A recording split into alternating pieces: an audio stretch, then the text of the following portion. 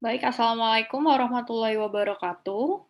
Selamat malam, teman-teman semua. Selamat datang seluruh teman-teman peserta, baik teman-teman mahasiswa preklinik, klinik, maupun sejawat dokter sekalian. Selamat datang di acara ECG Class Series oleh HMI kami FKUB, seri pertama, yaitu mengenai Introduction to ECG and ECG in Coronary Artery Disease. Ya, karena ini sudah tepat jam 7 dan pemateri kita juga sudah hadir, alangkah baiknya untuk memulai acara pada malam hari ini, kita awali dengan berdoa terlebih dahulu. Berdoa menurut keyakinan dan kepercayaan masing-masing, berdoa dimulai.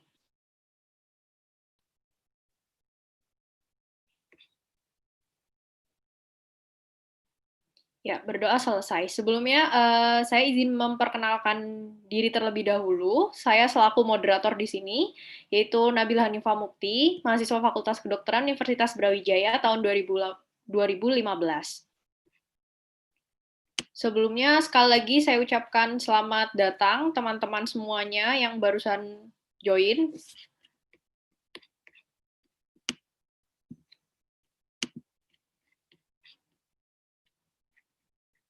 Selain itu juga saya ucapkan terima kasih kepada pemateri kita pada hari ini yang sudah menyempatkan waktunya, yaitu Dr. Yoga Warnugraha, spesialis jantung dan kardiovaskuler.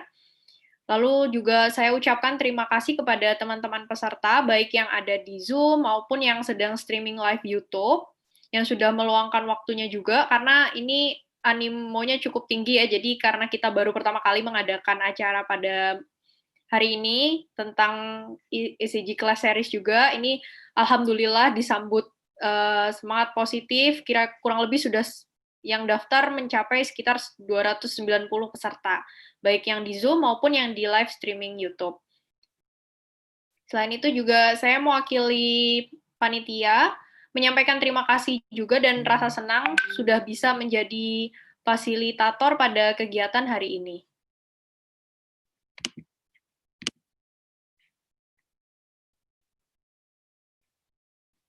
Untuk sekedar informasi untuk kegiatan hari ini, jadi untuk acara ECG Class Series ini nggak akan berhenti di sini, karena ini judulnya udah series, berarti nanti akan ada berlanjut seri-seri selanjutnya yang akan membahas dan diskusi kita juga tentang EKG, karena yang hari ini kan kita cuma belajar introduction sama EKG coronary artery disease. Nah, nanti selanjutnya akan ada 3 seri lagi setiap minggunya. Jadi teman-teman semua nanti mungkin di akhir sesi kita akan bocorin nih kapan dan siapa pematerinya. Jadi harapannya semuanya bisa sampai akhir nanti ya untuk di acara ini. Lalu selanjutnya pembacaan rundown. Jadi untuk hari ini materi akan disampaikan oleh Dr. Yoga Waranugraha, spesialis jantung kardiovaskular dari pukul 7:10 hingga pukul 20.45. Lalu selanjutnya akan ada foto penutupan dan foto bersama untuk dokumentasi. Jadi materinya nanti terdiri dari 2 ya. Yang pertama yaitu tentang Introduction to ECG dan yang kedua adalah tentang ECG in Coronary Artery Disease. Lalu selanjutnya untuk mekanisme tanya jawab.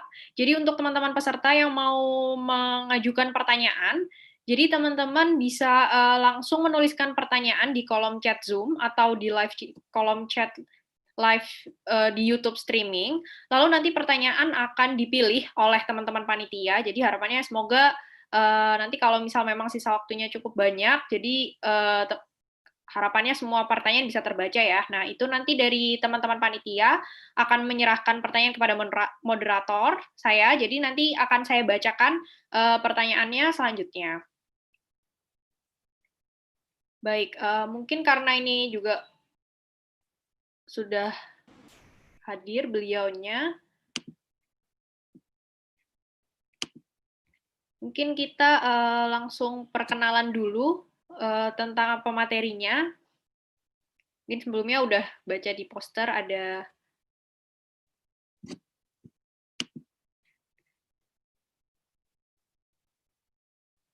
untuk teman-teman panitia.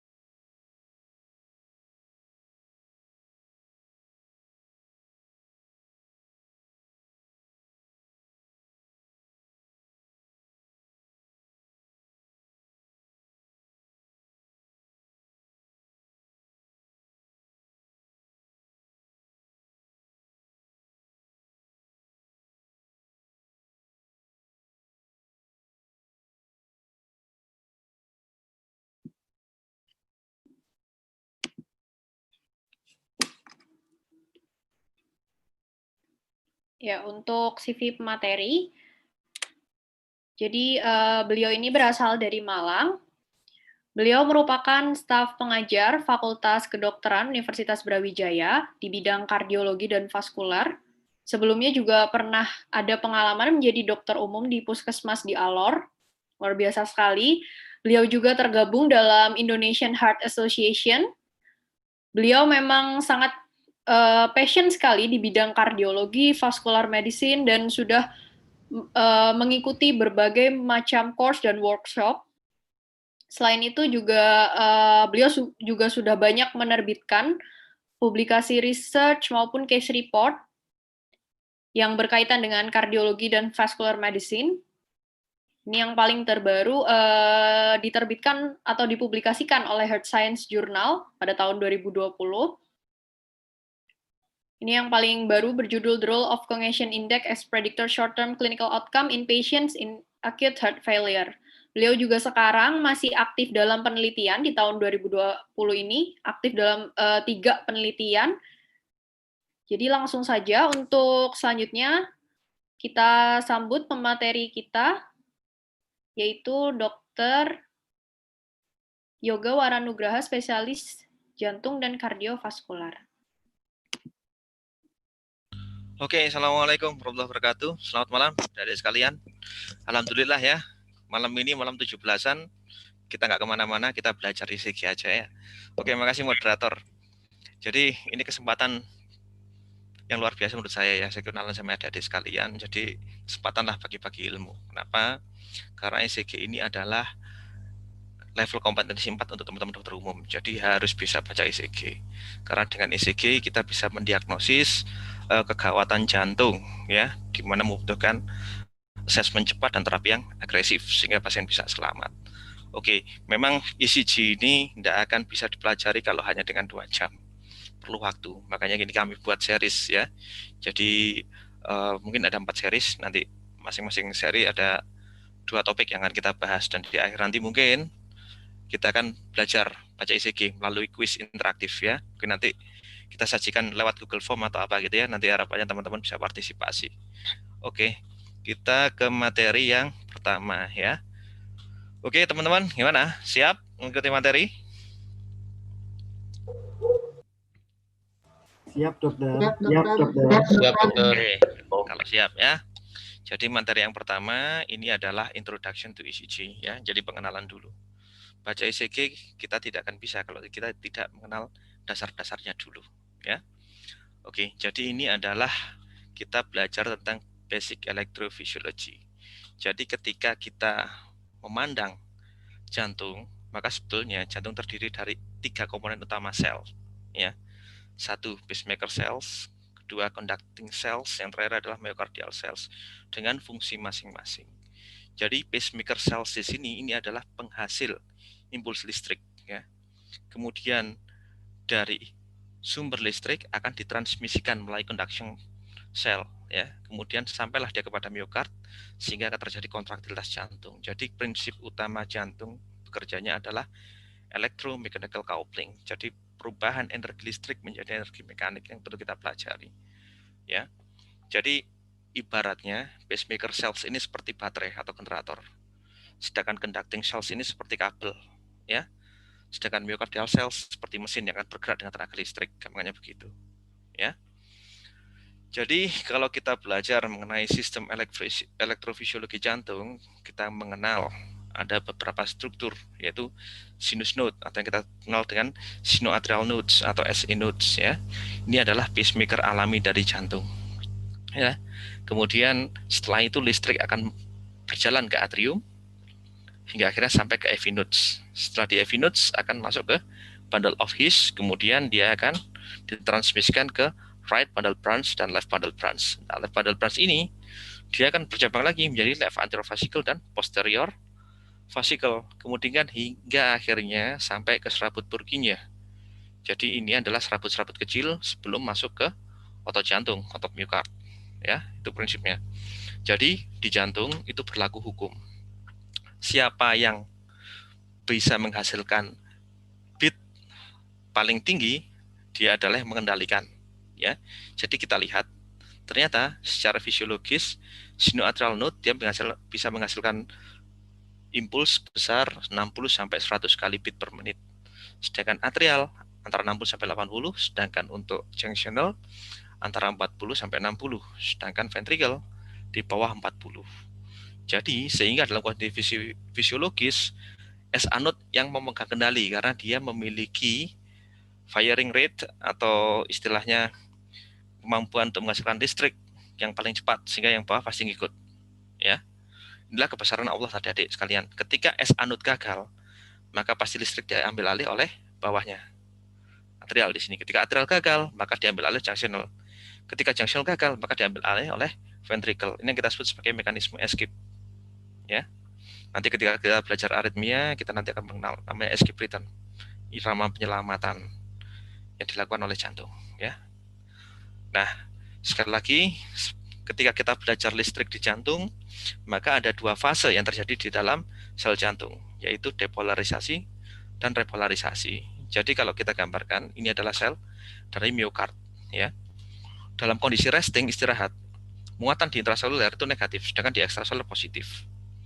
Yang disebut depolarisasi adalah perubahan, ya, voltase di mana yang intraseluler negatif berubah menjadi positif, sehingga sel akan teraktivasi.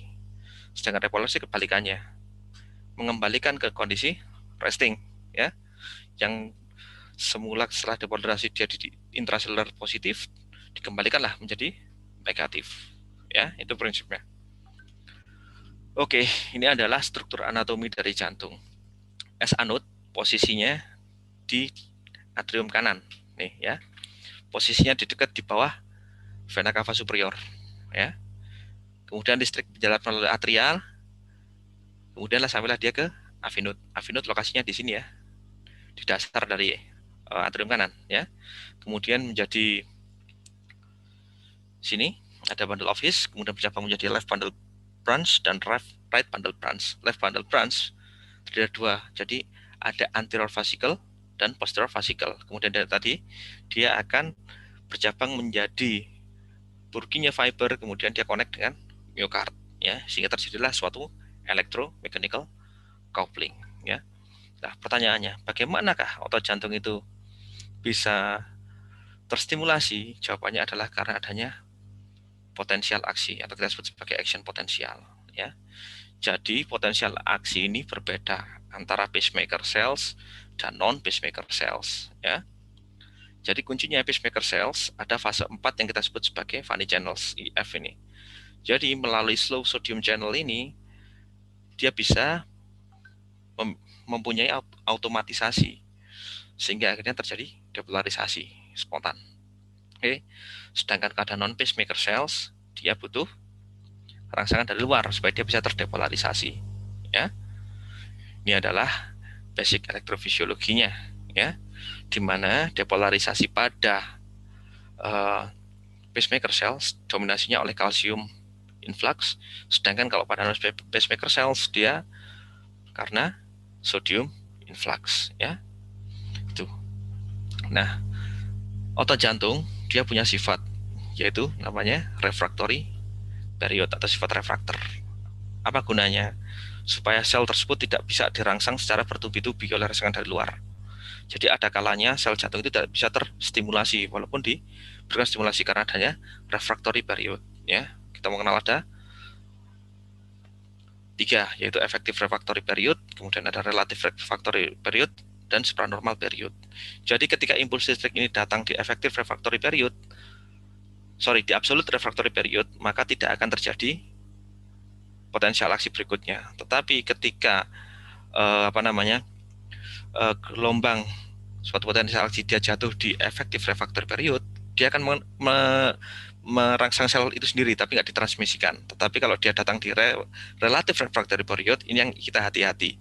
Inilah salah satu mekanisme aritmia, ya, karena dia bisa terangsang, tetapi rangsangannya ditransmisikan secara nggak normal, sehingga bisa terjatuh suatu mekanisme re-entry biasanya, ya. Ini adalah mekanisme yang sering pada pasien dengan long QT yang kemudian menjadi suatu ventricle tachycardia, ya. Kemudian ada supranormal period. Jadi periode ini betul-betul sel jantung ini mudah dirangsang. begitu dirangsang, maka terjadi suatu potensial aksi yang sebagaimana mestinya. Ya, inilah mengapa nanti kita belajar bahwa QT interval yang memanjang itu mematikan, terutama kalau nanti terjadi namanya R-on-T phenomenon. Itu adalah suatu kegawatan. Bentar lagi pasiennya jadi VT atau ventricular tachycardia, ya. Oke. Jadi kalau kita belajar ECG, kita harus tahu namanya lead system, ya. Apa sih lead system itu? ECG itu seperti kamera, bayangkan ya. Ambil contoh, ini orang mau lihat seekor gajah ya. Kalau dari depan apa yang kita lihat? Ya belalai sama gadingnya. Kalau dari samping, nih, yang kelihatan perutnya sama kaki. Kalau dari belakang, ya ekornya yang kelihatan, ya. Inilah karena kalian tidak perlu bingung untuk membaca gelombang ECG. Nanti dari sini kita akan belajar. Ternyata pada lead-lead tertentu itu gambarannya akan spesifik, ya. Karena pada dasarnya ECG itu melihat jantung dari berbagai sisi, ya. Oke, jadi kita mengenal adanya ekstremitas lead, ya, atau extremity lead, ya. Jadi extremity lead ini ada 6, ya. Ada bipolar, ini contoh yang bipolar lead, ya. Ada lead 1, 2, dan 3, ya. Sedangkan yang unipolar lead itu ada AVR, AVL, dan AVF, ya. Ini adalah lead ekstremitas, ya. Nah, kemudian ini sebetulnya adalah vektor. Jadi kita dengan mengetahui posisi-posisi lead itu, kita akan tahu dari mana kita melihat jantung itu sendiri. Jadi makanya kalau di 2, 3, dan AVF, ini adalah lead inferior. Jadi kita melihat jantung dari sisi inferiornya. Oke. Sedangkan 1 sama AVL, ini adalah lead dari sisi lateral, kiri. Kita lihat dari lateralnya. Nanti penting untuk kita tentukan, misalnya mendiagnosis suatu STEMI, ya, atau infark miokard akut dengan ST elevasi. Nah, itu kita penting sekali menentukan, ya. Nanti di berikutnya akan kita bahas. Oke. Nah, kemudian selain extremity lead, ternyata ECG dia memiliki precordial lead, ya. Precordial lead ini yang standar itu ada V1 sampai V6. Oke. Ingat-ingat kalau pasang ECG, ini ada namanya intercostal space, ya. 1, 2, 3, 4. Posisi di V1 itu di ICS 4, ya. Sebelah kanan, sedangkan yang 2 sebelah kiri, ya, dekat-dekat sternum, ya. Kemudian kalian jangan pasang yang V3 dulu, tapi pasanglah V4. V4 ini posisinya di mid clavicular line kiri di ICS kelima, ya. Kalau sudah terpasang V4, barulah kita pasang V3-nya. Oke, karena V3 ini bahwasanya dia berada di antara V2 dan V4, ya. Kemudian ada V5. V5 ini prinsipnya sejajar dengan V4. Posisinya di anterior axillary line, ya. Dan V6 tetap sejajar dengan V4 V5, posisinya di posterior axillary line. Sehingga kalau kita proyeksikan seperti kita membaca CT scan, ya. Ini toraks dipotong dengan potongan transversal, ya. Ini spine, tulang belakang, ya. Ini sternum, ya. Ini jantung. Jantung itu di tengah, tapi apexnya berada di kiri, ya. Oke. Nah, V1 tadi kanan, ya. V2 kiri. Ini V5, V6. Makanya dari sini kita akan bisa melihat posisi lead, ya. V1, V2, V3, V4 disebut sebagai anterior karena dia dari depan lihatnya. Ya, paham ya? Sedangkan V5, V6 dia melihat dari sisi lateral. Oke. Jadi kalau ditanya, lead lateral itu mana saja? Ya pasti jawabannya adalah 1 AVL, V5 dan V6. Kalau anterior mana aja? Berarti V1, V2, V3, V4. Gampangnya begitu, ya. Jadi jangan dihafal, kita imajinasikan saja, ya. Seharusnya dengan mengimajinasikan kita bisa memahami. Oke. Nah, hati-hati. Ini adalah lead-lead tertentu yang kita harus rekam di kondisi yang spesial, kondisi khusus. Misalnya kita curiga suatu right ventricle infarction, ya. Maka kita wajib membuat sadapan kanan, ya. Gimana sadapan kanan? Ya sudah, kita tinggal balik aja. Tadi V3 di sini, kita geser ke sini. V4 di sini kita geser ke kanan. V5 dari kiri pindah ke kanan. Sedangkan V6 dari kiri pindah ke kanan. Tetapi yang spesifik untuk melihat right ventricle infarction itu adalah V4R dan V3R. Ya, itu sadapan kanan. Jadi kalau teman-teman nanti misalnya jaga UGD, curiga suatu right ventricle infarction, maka jangan lupa buatlah ECG kanan. Ya, simple. Caranya menggeser V3 V4 yang semula di kiri ke kontralateralnya. Oke. Nah, kadang-kadang kalau kita curiga infak posterior juga, maka kita wajib membuat sandapan posterior. Ini posisinya, ya. Kita mengenal sandapan posterior berarti V7, V8, V9, ya. Posisinya setinggi dengan V5, V6, ya. Tetapi V7 ini posisinya di posterior axillary line. Oke. Kalau V8 dia di scapular line. Kita lihat scapula ya, ada angulusnya, ini tipnya ya di situ itu kita pasang. Oke. Yang terakhir V9 ini adalah parasternal line. Jadi kita cari paraspinal line, maaf. Jadi ini adalah spine ya. Cari jarak tengah-tengah antara tengah-tengah spine ini ke posisi V8. Ya, di tengah-tengah itulah ada V9 ya. Di paravertebral line. Oke. Itu prinsipnya. Ada lead posterior dan lead kanan ya. Oke. Nah, yang perlu kalian pahami teman-teman, ECG itu sebenarnya adalah vektor. Kalau kita dulu belajar fisika, vektor adalah sesuatu yang memiliki apa? Besaran dan arah ya. Jadi kita ngomong listrik berarti besarannya volt. Kalau kita ngomong arah berarti kita berbicara arah listriknya kemana. Nah itu kita harus paham ya. Oke. Jadi kalau kita membaca kertas ECG itu sebenarnya ada perpaduan antara sumbu X dan sumbu Y. Sumbu Y ini merujuk pada amplitudo. Berarti besarannya, ya kan? Sedangkan sumbu X, sumbu yang datar, ini adalah menunjukkan durasi waktunya. Ya. Oke. Sedangkan arahnya ditentukan oleh konfigurasi bentuk-bentuk gelombangnya. Oke, makanya disebut sebagai vektor. Ya. Oke. Nah, ketika kita merekam suatu ECG, maka ada kalibrasi standar yang harus dipenuhi, ya. Jadi pada prinsipnya satu kertas ECG ini ada kotak kecil ya, yang jaraknya 1 mm dan ada kotak besar yang jaraknya 5 mm atau 5 kotak kecil. Yang perlu dipahami.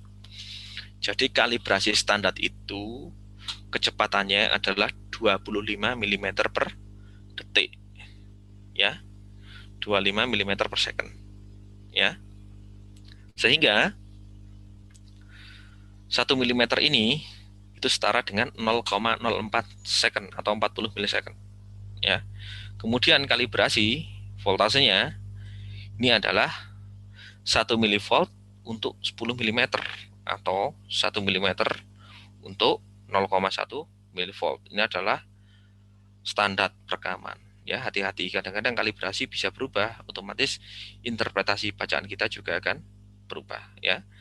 Buatlah sesuatu yang standar itu pada prinsipnya, sehingga itu bisa diinterpretasikan dengan baik, ya.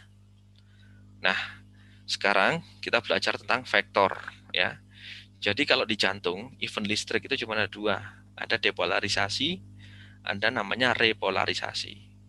Tadi depolarisasi itu adalah perubahan ya muatan listrik yang di dalam sel negatif menjadi positif. Sedangkan repolarisasi adalah mengembalikan ke polarisasi yang istirahat, yaitu di mana intraseluler dia akan negatif, sedang di ekstraseluler dia akan positif. Ya, jadi untuk depolarisasi ini prinsipnya adalah ketika ini ada suatu lead dan ada gelombang depolarisasi yang mendekati lead tersebut, maka defleksi gelombangnya akan positif.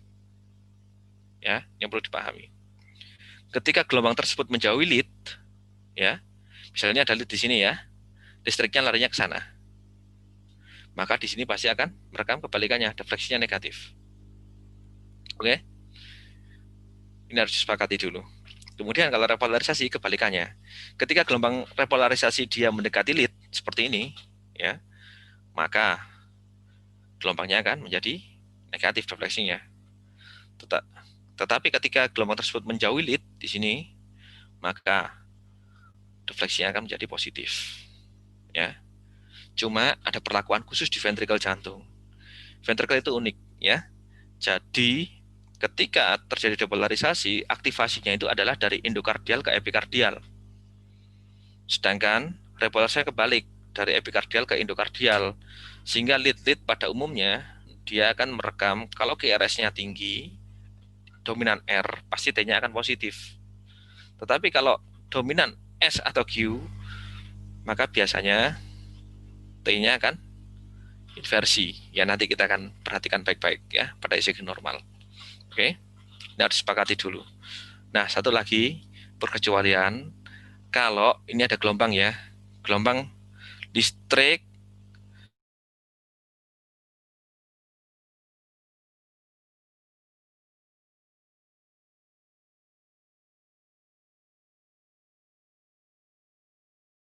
menjauhi atau didekati gelombang, tegak lurus dengan lead ya, sehingga yang terjadi adalah gelombangnya akan bifasik ya. Jadi kalau ada gelombang yang bifasik itu sebenarnya adalah gelombang listrik datang secara tegak lurus, oke, terhadap leadnya.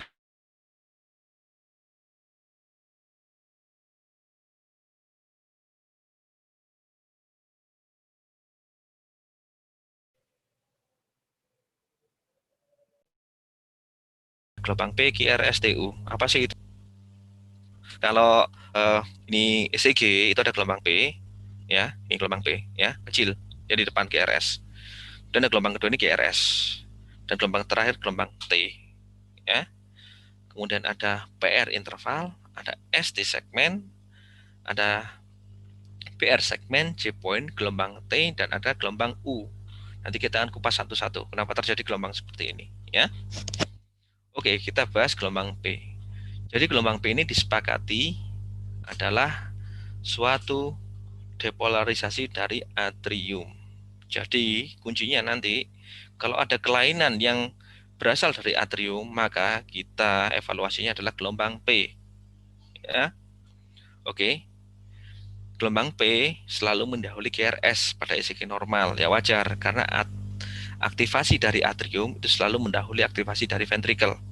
Ya, oke. Nah, jadi pada prinsipnya gelombang T ini, gelombang P akan terbentuk ketika listrik dari S anode dia menjalar ke seluruh bagian dari atrium, ya, dengan penjalaran dari sel ke sel, ya. Nah, jadi morfologi gelombang P yang normal itu kita lihat di lead 2, ya. Kenapa lead 2? Kita kembali ke gambar yang ini. Kita belajar mengenai aksis. Jadi S anode berada di sini kan, kemudian dia akan turun ke sini. Kemudian aktivasi ventrikel, ya. Logikanya listrik kan berjalan seperti ini caranya ya, dari kanan atas ke kiri bawah gampangannya. Nah, kita tinggal analogikan secara vektor yang memenuhi adalah lead 2. Jadi lead 2 ini pasti searah dengan aktivasi dari jantung. Makanya kalau menganalisa gelombang-gelombang khususnya P dan irama jantung itu paling bagus adalah kita melihat di lead 2, ya. Karena dia sejajar dengan sumbu jantung. Oke. Nah, gelombang P normalnya di lead 2 dia defleksinya positif. Ya. Namun ada kriterianya. Dia tingginya selalu kurang dari 2,5 mm, ya. Kemudian lebarnya selalu kurang dari 2,5 mm juga, ya. Nah, tetapi di V1 ini bentuknya macam-macam. Ada yang defleksinya positif, bifasik maupun defleksinya negatif. Tapi kuncinya di D2, ya. Nah, ini adalah contoh-contoh gangguan atau abnormalitas dari gelombang P, ya. Ini normal gelombang P sinus tadi ya. Dia tidak lebih dari kotak 2,5 kotak kecil lebarnya dan tingginya ya, ini seperti ini. Kemudian selalu diikuti oleh QRS, ya. Tetapi hati-hati pada kelainan pembesaran atrium kanan yang kita sebut right ventricle enlargement, maka kita dapatkan namanya P pulmonal. gelombang P-nya tinggi, ya, tingginya lebih dari 2,5 kotak kecil, ya. Ini adalah gelombang P pulmonal, ya. Kemudian ada namanya P mitral. P mitral ini adalah tanda dari pembesaran atrium kiri, ya. Bentuknya seperti huruf M, ya. Dia tinggi, tidak tinggi gelombangnya, tetapi dia lebar. Kita lihat di sini lebarnya lebih dari 2,5 kotak, ya. Nih lebar. Oke. Kemudian hati-hati. Pada irama tertentu bukan sinus, terutama irama yang berasal dari atrial, gelombang P bentuknya besar nih seperti ini, ya. Defleksi negatif, bahkan dia mepet-mepet gelombang QRS, bahkan dalam kondisi ekstrim dia bisa di belakangnya. Ini pasti gelombang P yang nggak normal. Asalnya pasti bukan P sinus, tapi P dari tempat lain. Bisa dari atrium, bisa juga dari junctionalnya, ya. Oke, kemudian yang kedua ada PR interval, ya. PR interval ini pada prinsipnya adalah interval yang diukur dari awal gelombang P sampai ke awal gelombang QRS, ya. Ini namanya PR interval.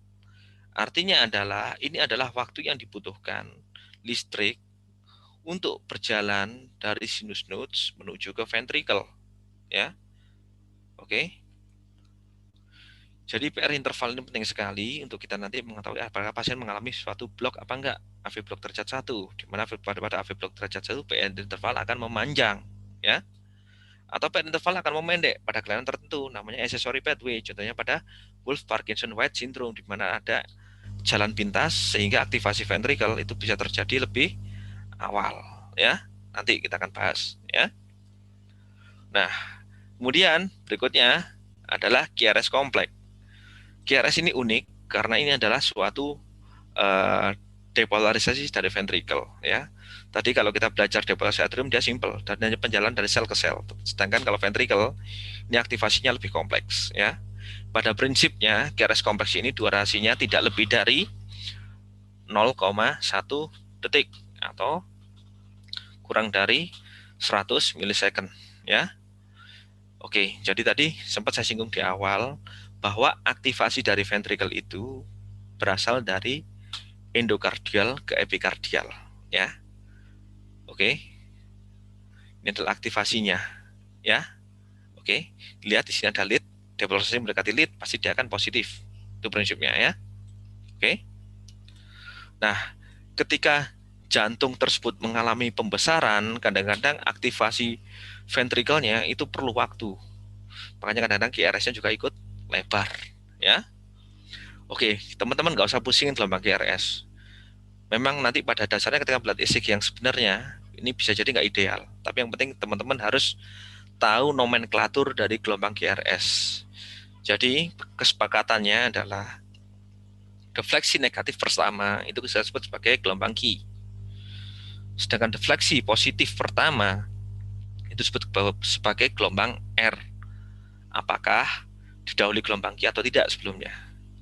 Dan gelombang S ini adalah defleksi negatif setelah gelombang R, ya, gelombang S.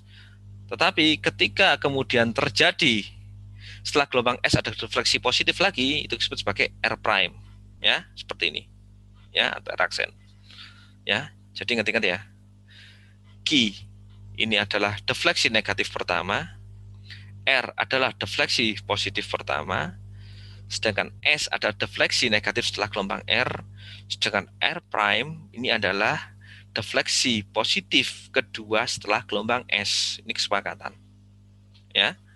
Oke. Nah, kadang-kadang kita menjumpai bentukan seperti ini yang kita sebagai QS pattern, ya, QS pattern, ya. Ini tanda-tanda dari old infarct, ya, seperti ini, ya. Itulah QR. Kalau gelombangnya besar dikasih huruf yang besar. Kalau gelombangnya kecil, kita berikan huruf kecil, ya. Kemudian ini adalah contoh QR, QR, QRS, ya. Kemudian kadang-kadang kita hanya menemukan defleksi positif saja, ya kita bilangnya gelombang R atau bahkan RS. defleksi positif, kemudian diikuti negatif. Ya, oke. Nah, ini kita belajar bagaimana ventricle itu teraktivasi. Ya.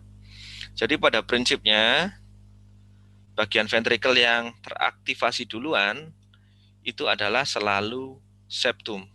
Ini septum ya. Aktivasi ventricle dari septum itu jalannya dari kiri ke kanan. Ya. Ini kita lihat jantung ya. Ini kalau dari depan ya. AVF kan di bawah, AVL dia di kiri. Ini kan dia jalannya dari kiri atas ke kanan bawah. Berarti dia mendekati gelombang AVF dan menjauhi AVL. Makanya AVL dia defleksinya negatif, sedangkan di AVF dia positif. Setelah septum teraktivasi, bagian berikutnya adalah terjadi aktivasi dari apek dulu, ya, apek dari jantung, ya. Sehingga listriknya dia berjalan ke bawah, maka AVF-nya akan semakin naik, ya. Kemudian di sini kita lihat mulai naik ke kiri, AVL-nya juga mulai R. Begitu free wall teraktivasi dengan sempurna, kita harus paham bahwa ventricle kiri itu diciptakan Allah, dia lebih tebal daripada ventricle kanan. Otomatis massa ototnya lebih besar yang di kiri daripada di kanan.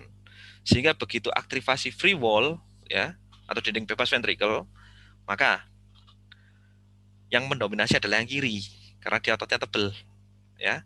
Sehingga makanya di AVL kemudian merekam suatu gelombang R yang tinggi, sedangkan di AVF dia kalah nih, menjauhian, dia larinya ke kiri atas, pada defleksinya negatif.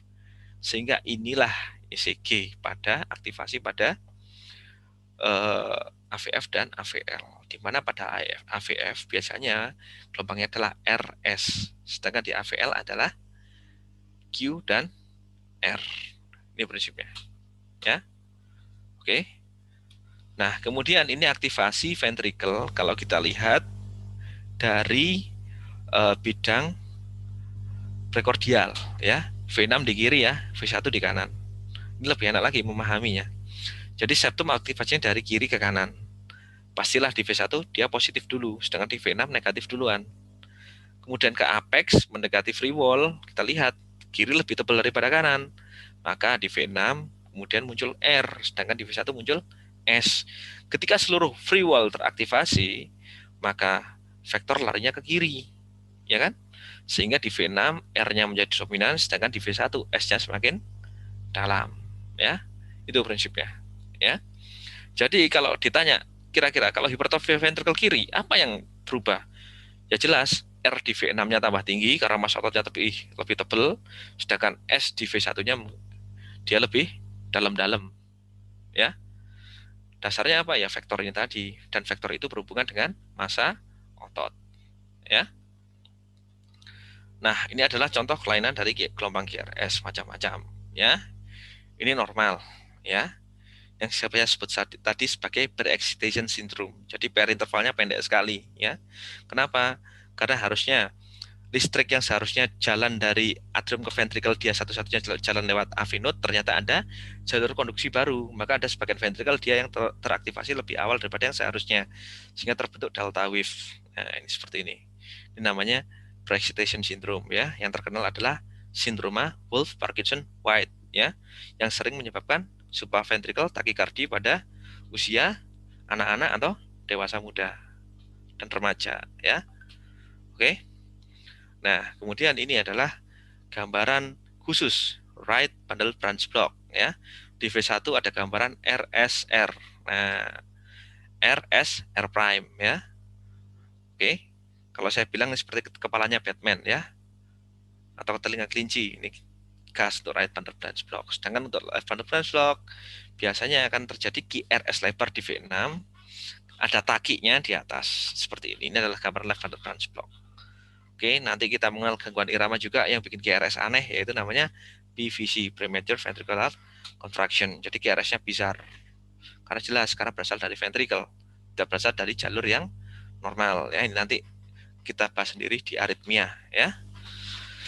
Oke, kemudian ada namanya ST segment. ST segment ini adalah repolarisasi dari ventricle, ya. Oke.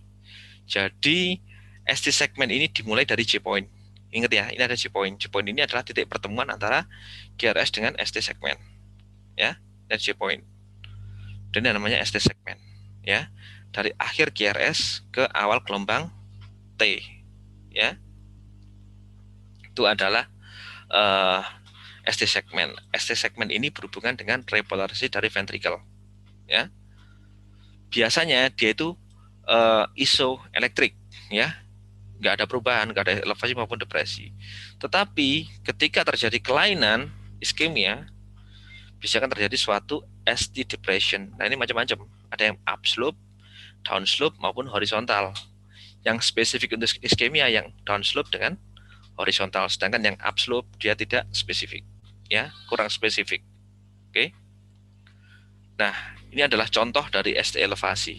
Ya ini tanda-tanda yang kalian harus paham karena ini berhubungan dengan oklusi arteri koroner yang sifatnya akut. Nanti di segmen berikutnya kita bahas ya. Jadi dia naik nih. Ini kan baseline. ST segmennya naik nih. Ini baseline, dia naik nih ST segmennya. Ini namanya ST elevasi. Ya. Kemudian ini adalah gelombang T. Pada prinsipnya kalau QRS-nya defleksinya positif, dominan R, maka T-nya pasti ke atas. Tapi kalau QRS-nya dominan S atau ke bawah ya, pasti T-nya akan inversi. Itu pada prinsipnya, ya. Oke, dia menunjukkan suatu repulsi dari ventricle, ya. Gelombang T yang normal dia itu seperti ini. Dia tidak simetrik ya. Awalnya landai, kemudian akhirnya dia tajam, ya. Oke, jadi nggak simetrik, ya normalnya. Oke. Nah, tetapi hati-hati, gelombang T bisa mengalami kelainan, yaitu titol tinggi sekali. Dikatakan di beberapa literatur gelombang T itu tidak boleh lebih dari setengahnya QRS atau lebih dari 3/4-nya QRS ya, kecuali pada lead V2 dan V3. Tetapi ini contoh lebih dari separuhnya, jadi namanya TOLD ya, hati-hati. Tanda-tanda hiperkalemi nanti kita akan belajar tentang kelainan elektrolit ya. Kita bisa menebak kadar elektrolit, kadar kalium hanya dari ECG, kita bisa ya. Nunggu hasil kalium lama, serum elektrolit 4 jam 3 jam, kita hanya melihat ECG kita bisa mempredik berapa nih kadarnya, nanti ada ya. Nah, kemudian ada T inversi, T yang terbalik. Ya. Nih. Yang mengerikan yang seperti ini. T inversi yang deep and symmetric. Nah, ini yang spesifik untuk iskemia. Deep and symmetric T inversion, ya. Itu spesifik untuk iskemia. Oke. Nah, kemudian komponen berikutnya ketika kita membaca ECG adalah QT interval, ya. Jadi QT interval ini dimulai dari awal QRS hingga berakhir pada akhir gelombang T. Ya. Jadi ini adalah gambaran dari aktivitas listrik ventricle secara keseluruhan. Ya, oke. Nah, QT interval ini hati-hati teman-teman, dia berhubungan dengan heart rate, ya. Maka harus dihitung namanya corrected QT interval, ya, wajib dihitung corrected, ya. Ada dua rumus, ada Bézet formula sama Hodge formula. Yang standar yang mana? Yang paling banyak dipakai adalah yang Bézet formula. Ya, normalnya corrected QT itu antara 330 sampai 440 milisecond. Ya, ketika melebihi itu, lebih dari 440 kita bisa sebut sebagai long QT. Ya, kalau di bawah 330 kita sebut sebagai short QT. Ya, nah kemudian ada gelombang lain yaitu adalah yang terakhir gelombang U. Gelombang U ini terus terang sampai saat ini menjadi misteri. Diduga ini adalah akhir repulsi ventricle. Dia biasanya merupakan repulsi dari serabut Purkinje, ya, yang terpaling terakhir, ya. Tapi kadang-kadang gelombang U ini muncul pada kelainan hipokalemia. Ya, hati-hati. Ya. Oke, itu tadi dari gelombang. Kemudian kita belajar mengenai aksis ya atau sumbu dari jantung. Ini sumbu listrik ya, sumbu listrik dari jantung. Oke. Jadi sumbu itu ada di bidang frontal dan ada di bidang horizontal. Ya. Kalau mau frontal, kita kalau mau cek sumbu cukup lihat AVF sama lead 1. Udah, jangan mikir yang lain-lain. Ya. Karena dua lead ini saling tegak lurus dan kita bisa mempredik arahnya kemana. Kalau di lead 1 defleksinya positif, maka listriknya larinya ke kiri. Ya. Tetapi kalau di lead 1 ini negatif, larinya pasti ke kanan listriknya. Ya. Kalau di AVF, positif lari ke bawah, negatif lari ke atas. Ya, dan kita akan belajar caranya ngitung, mudah sekali. Kemudian kalau yang anterior, ya nanti kita akan mengenal istilah clockwise and counterclockwise rotation. Ya, jadi ini kalau di bidang frontal, nih, kalau listriknya ke kiri, positif ya, positif artinya listriknya lari ke kiri. Kalau negatif dia lari ke kanan. Kita lihat dari lead 1 ya. Oke. Itu pada prinsipnya. Oke. Nah, ini contohnya. Jadi kita melihat listrik itu vektor, itu kita bisa macam-macam. Kita bisa menghitung cara tadi atau kita gunakan yang bifasik ya. Logikanya kalau ada yang bifasik seperti ini harusnya listriknya tegak lurus. Kalau di AVL dia bifasik, maka kemungkinan listriknya larinya kalau nggak ke atas ya ke bawah sini kan. Yang penting kan tegak lurus sama AVL, ya kan? Tinggal confirm aja. Kalau di lead 2-nya ternyata positif, pastilah larinya ke sini, ya. Apalagi di AVR-nya negatif. AVR kan posisinya di sini. Menjauhilah dia ya listriknya ya, sehingga di AVR pasti negatif, ya. Itu cara pakai lead bifasik sebagai acuan. Tapi terus terang saya jarang pakai ini ya, kelamaan. Kalau saya suka pakai yang ini. Jadi cukup lihat lead 1 sama AVF. Kalau lead 1 defleksinya positif, maka listriknya larinya ke kiri, ya kan? Kalau AVF dia positif, maka listriknya larinya ke bawah, ya. Oke. Jadi kemungkinan pasien aksisnya berada di kuadran yang sini ya, kiri bawah. Ini adalah kuadran yang normal. Ya, kalau saya lebih mudah yang ini terus terang, ya. Seperti ini contohnya. Oke.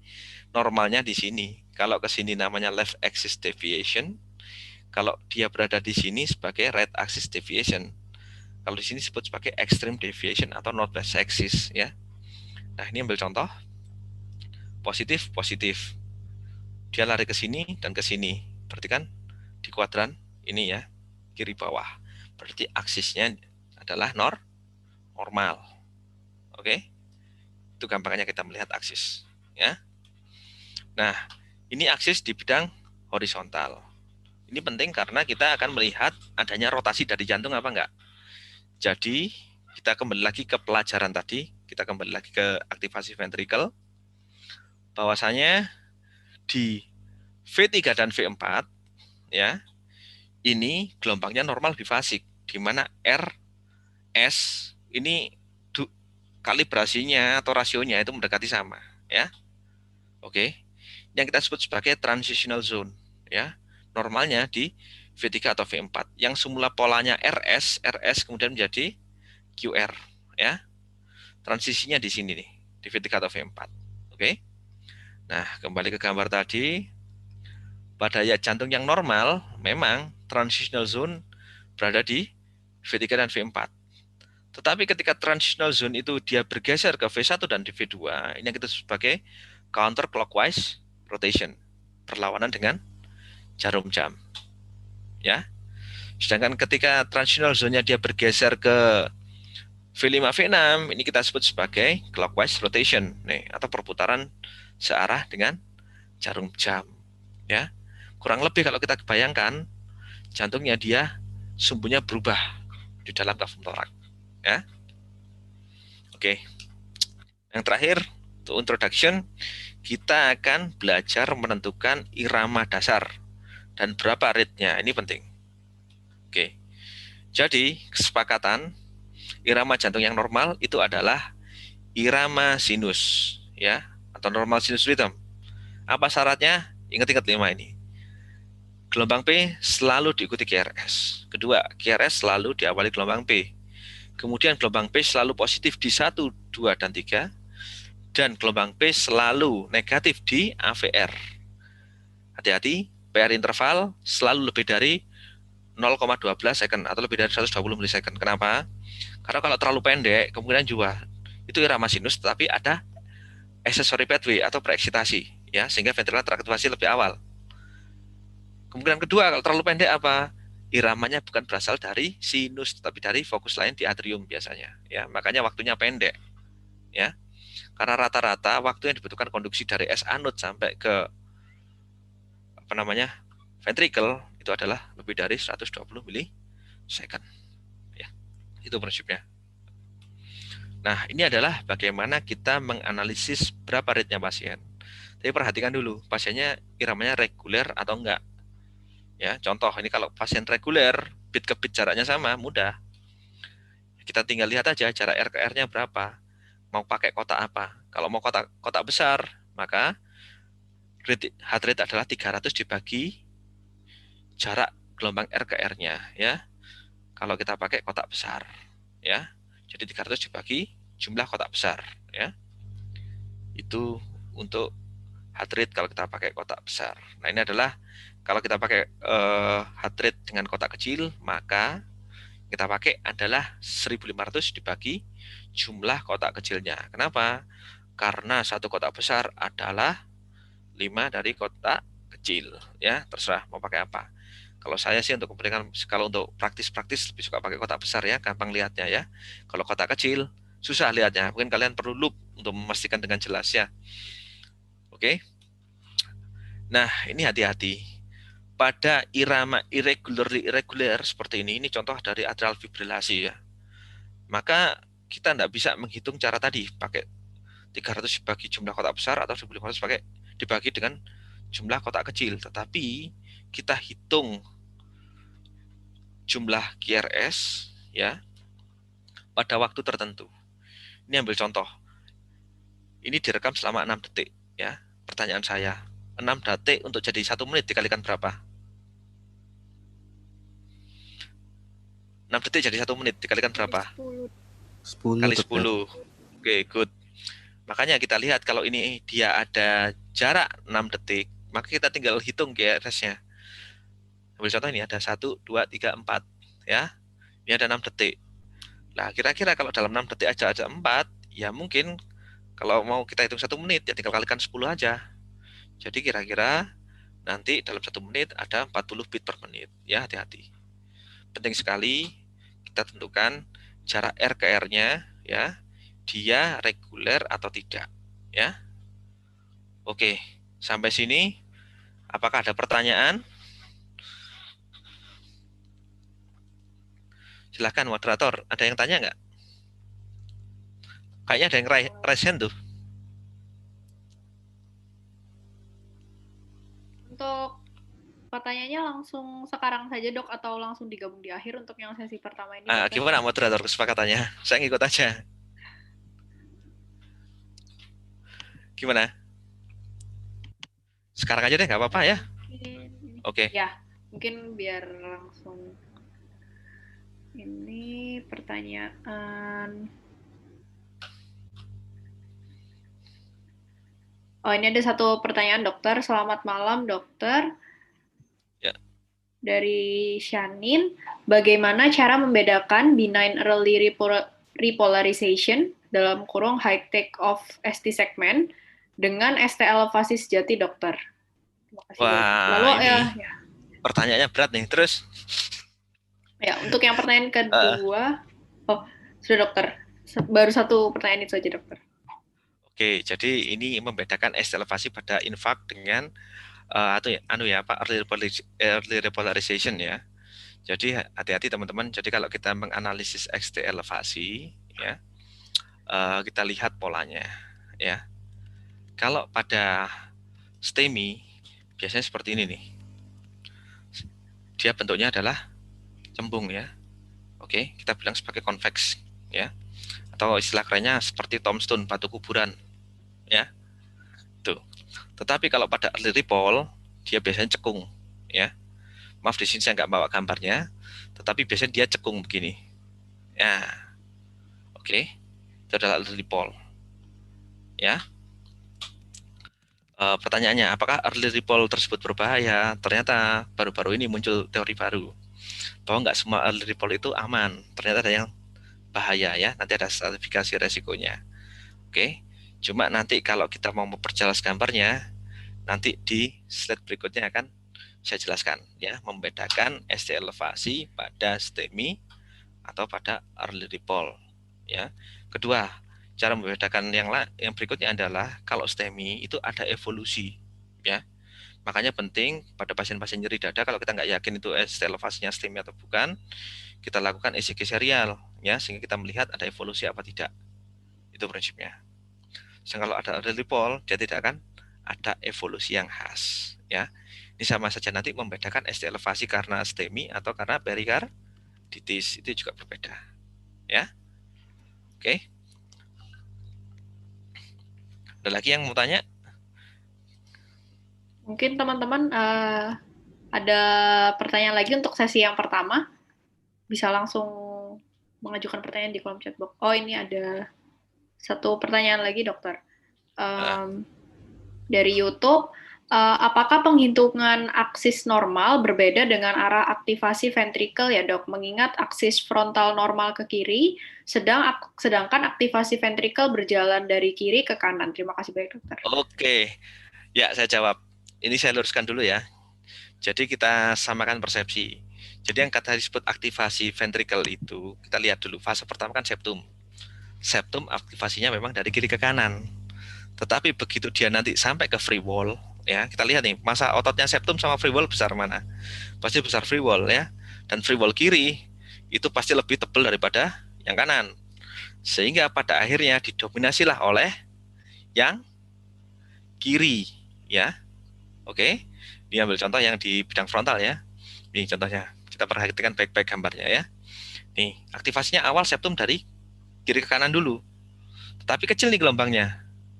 Tapi begitu sampai apex dan aktivasi dari seluruh free wall, maka kita lihat pada akhirnya kiri yang menjadi dominan daripada yang kanan. Oke.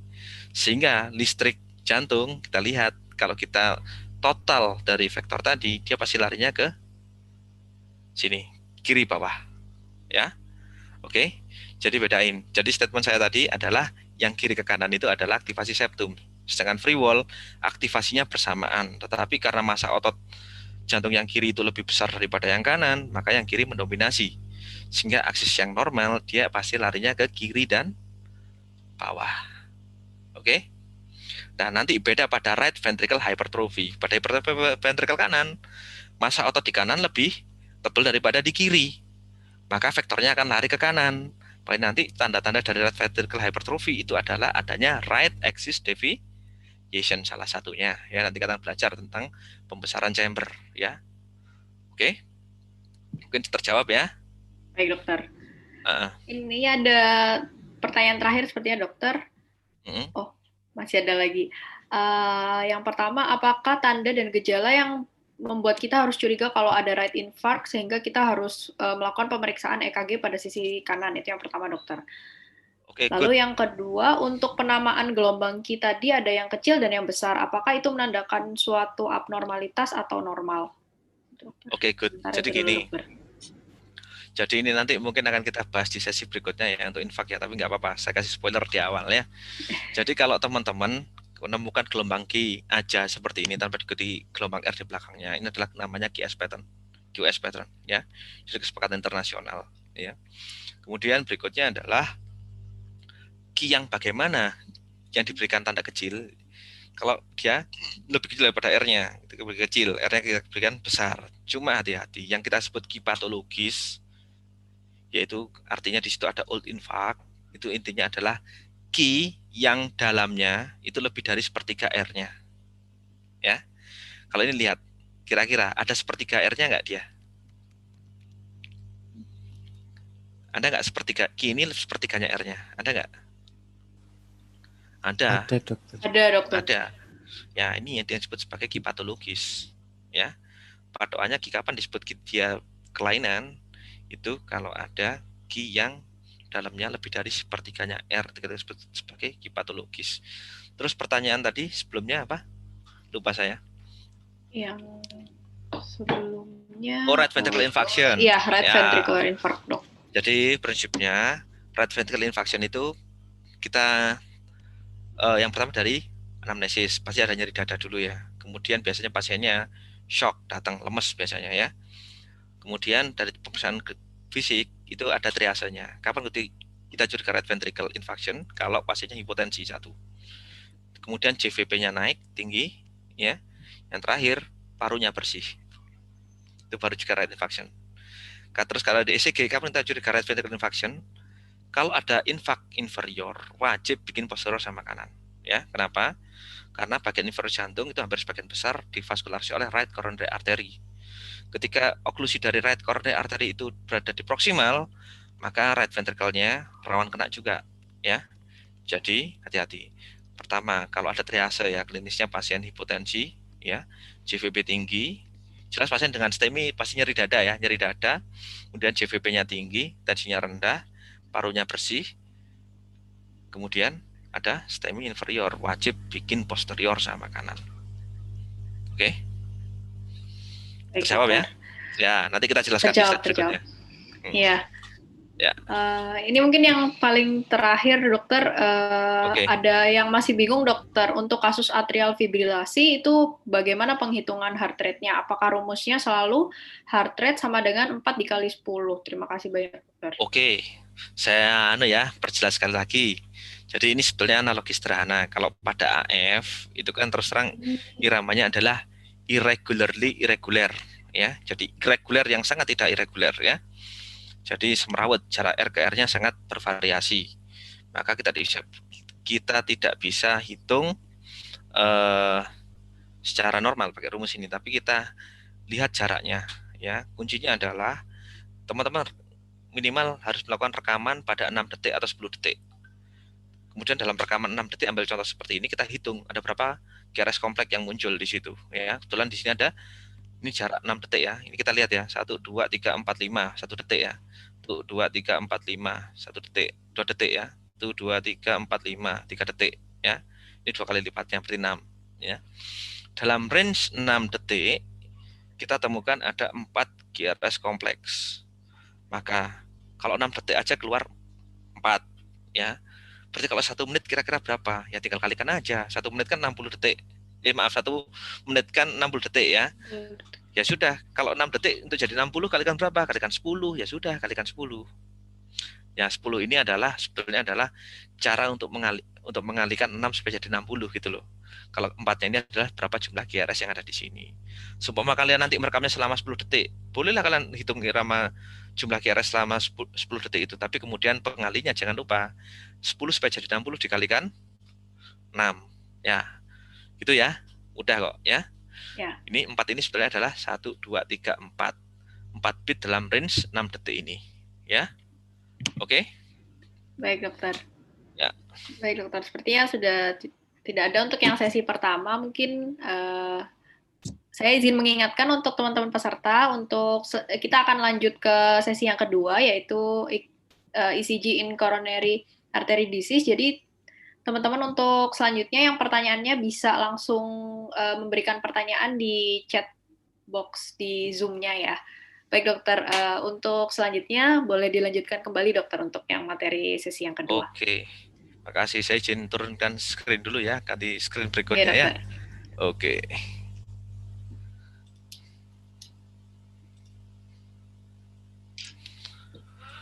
Oke teman-teman, saya rasa yang berikutnya ini lebih menarik ya, karena kita membahas langsung spesifik pada disease ya.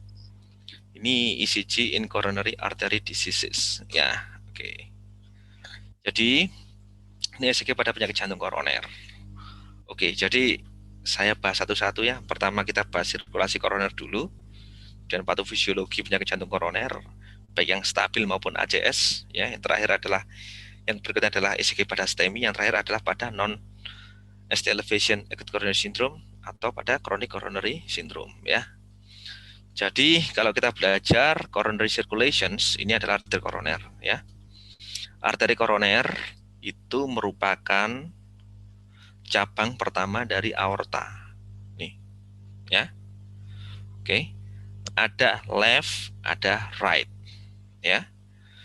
Jadi yang bagian kiri itu kemudian setelah ini ada namanya left main arteries ya. Kemudian bercabang menjadi 2. Left anterior descending arteries sama left circumflex artery ya.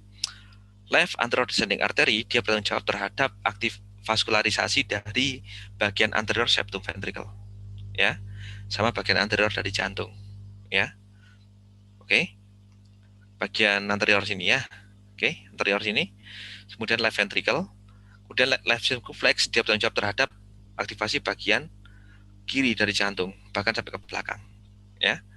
Jadi left untuk left ventricle. Sedangkan right coronary artery ini kita lihat dia memvaskularisasi daerah right ventricle, kemudian berasal ke belakang, kemudian menjadi namanya posterior descending arteries.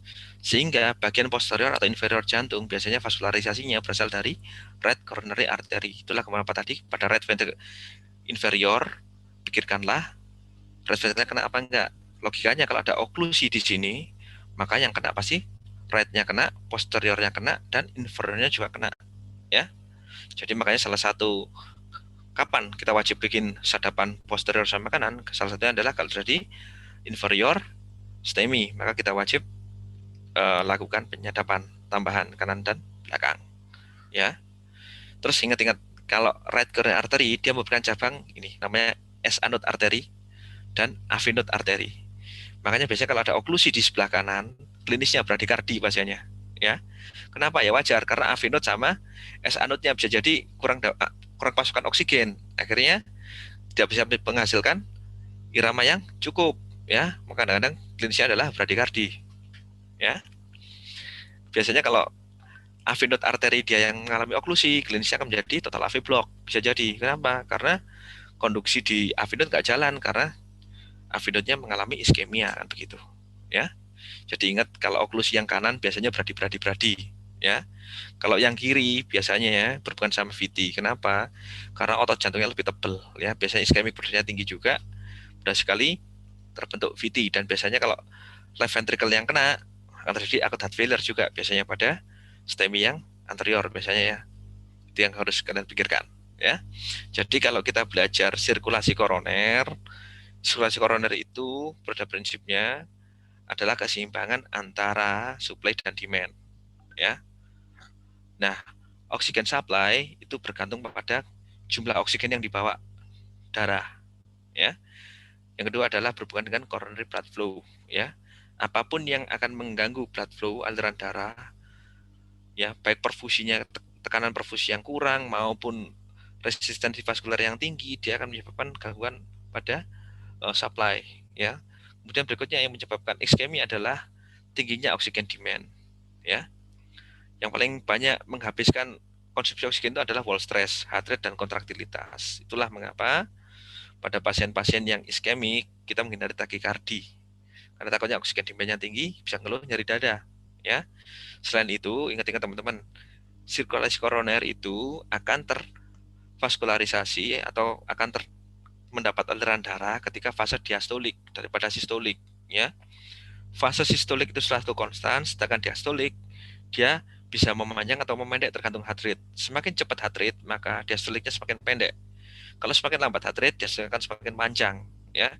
Logikanya kalau kita menghendaki perfusi koroner itu bagus, maka jangan sampai pasien mengalami suatu takikardi, ya. Ya, sehingga harapannya adalah dengan diastolik time yang panjang, perfusinya kita dengan heart rate yang tidak terlalu tinggi, maka diastolik time-nya akan panjang sehingga perfusi koronernya bisa optimal, ya. Di sini. Kontraktilitas ini menyebabkan boros oksigen juga, walaupun ini sebetulnya tidak sehebat dua ini. Jadi yang menghabiskan oksigen jantung yang paling banyak adalah wall stress, yang kedua adalah heart rate, itu prinsipnya, ya. Nah, sekarang kita bicara mengenai penyakit jantung koroner. Jadi yang terjadi pada penyakit jantung koroner itu adalah terjadinya ateroma atau plak aterosklerosis. Pada awalnya terjadi adalah suatu disfungsi endotel. Ketika terjadi suatu disfungsi endotel, yang kemudian terjadi adalah penumpukan lipid atau LDL pada tunika intima. Nah, lipid di sini dia adalah benda asing, otomatis akan memicu makrofag untuk datang, ya. Cuma makrofag nggak bisa menghancurkan lipidnya, justru makrofag yang mati membentuk foam cells, sehingga akan menambah volume dari plak itu sendiri. Nah, pada perjalanannya plak bisa rupture. Kalau rupture akan memicu suatu trombosis, sehingga terjadi penghentian aliran mendadak dari sirkulasi koroner, sehingga terjadi suatu sindrom koroner akut, itu prinsipnya, ya. Jadi kalau ditanya ACS terjadi karena adanya plak rupture, ya. Oke. Sedangkan penyakit jantung koroner stabil, dia tidak berhubungan dengan plaque rupture, ya. Oke. Nah, di sini kita lihat teman-teman. Kalau kita melihat plaque atherosklerotik itu ada dua, ada vulnerable plaque, ada stable plaque, ya. Vulnerable plaque ini cirinya fibroscape-nya tipis, mudah rupture, sehingga mudah terbentuk trombus. Sedangkan kalau stable plaque, ini lihat fibroscape-nya tebal, gak gampang rupture, ya. Oke, inilah yang menjawab kenapa pada pasien-pasien yang tidak pernah ada riwayat nyeri dada sebelumnya kok bisa kena sindrom koroner akut, itu adalah nih jawabannya, karena ada vulnerable plaque. Jadi stable plaque ini akan menyebabkan angina kalau stenosisnya lebih dari 70%.